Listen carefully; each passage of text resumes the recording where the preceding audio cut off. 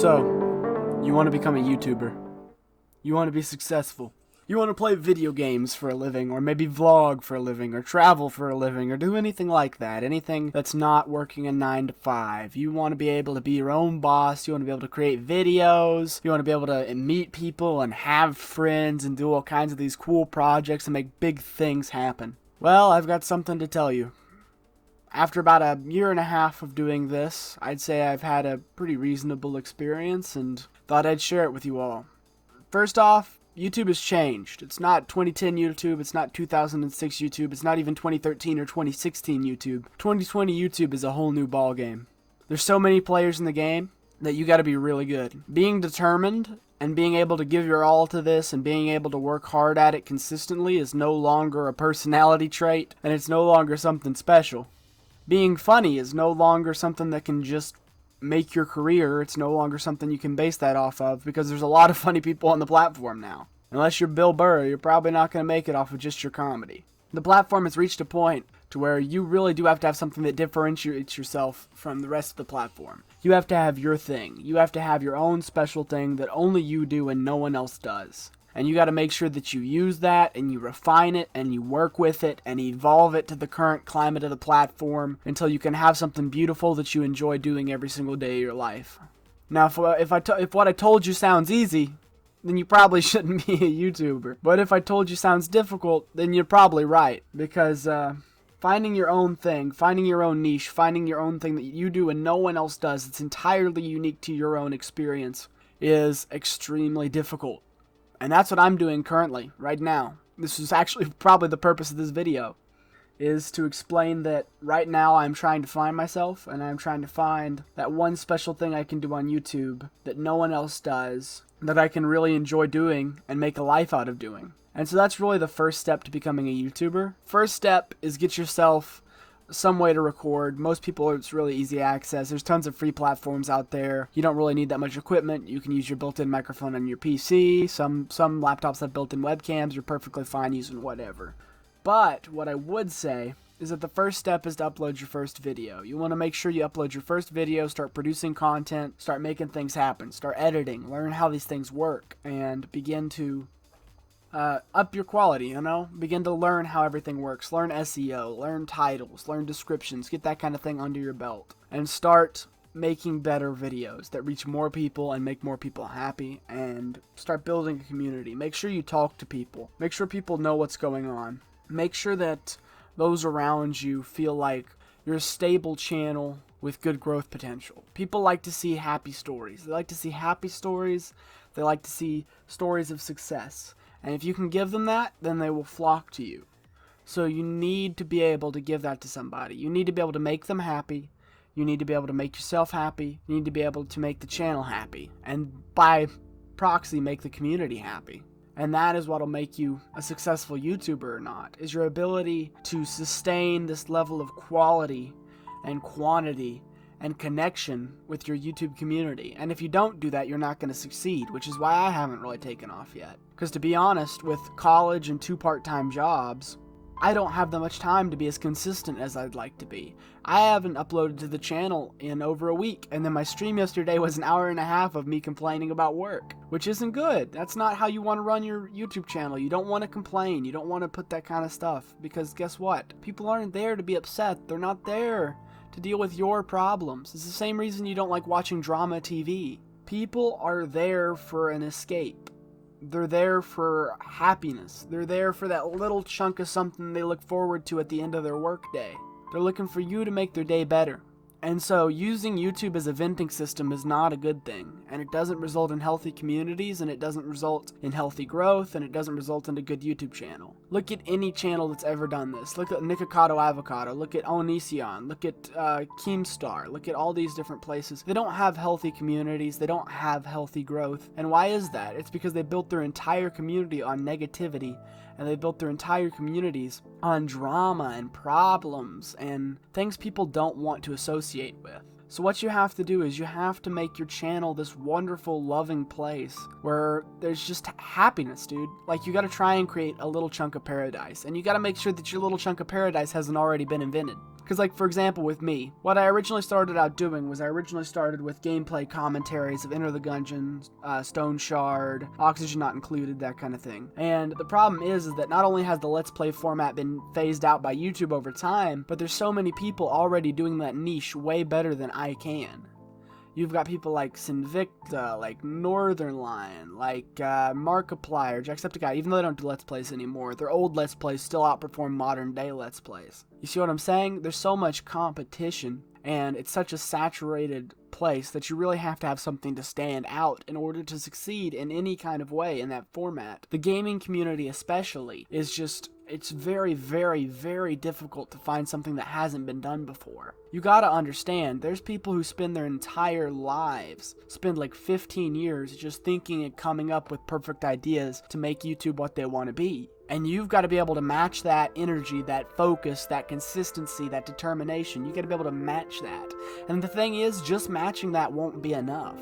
You can match their determination, their consistency, their quality all you want, but if you don't have an original idea, it still is not going to take off. And so, you don't have to reinvent the wheel. I'm not saying you have to come up with some new format of video that no one's ever done before. But what I am saying is that if 500 people are doing Fortnite compilation number 350 or Valorant compilation number 576, don't try and compete with them. Because guess what? The market's saturated, there's only so many views for that kind of content, and it's not going to work because you're going to be trying to compete with millions of voices to try and get yours heard. Versus where, for example, a good niche that I thought about jumping into, especially considering that people kind of like my storytelling, humble brag, is that, is storytelling. You know, there's not a lot of niche storytelling channels on YouTube that just freestyle tell a story or live stream tell a story.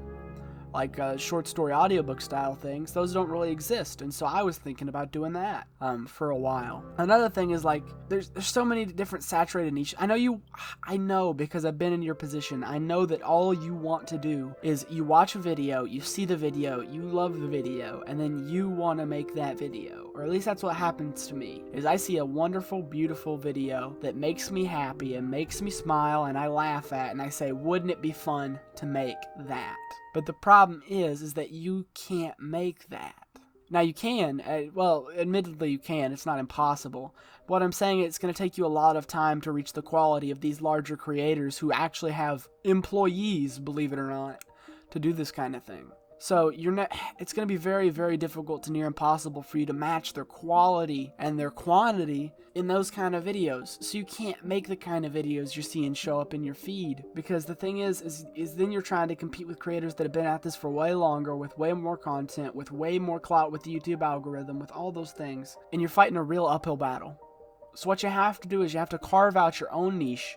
You have to carve out your own little slice of heaven, and then you have to utilize it and build it into its own big old heaven pie. And I'm still trying to find that for myself. That is true. If you look at my channel, we've got 59 subscribers at the time of recording this, and the growth has been rather slow for us, honestly. I've uploaded, I think, 160-ish videos, 58 subs, a little over 2K views. Which, honestly, for YouTube, in terms of performance after 150 uploads is pretty low, but it's because a lot of those uploads are crap.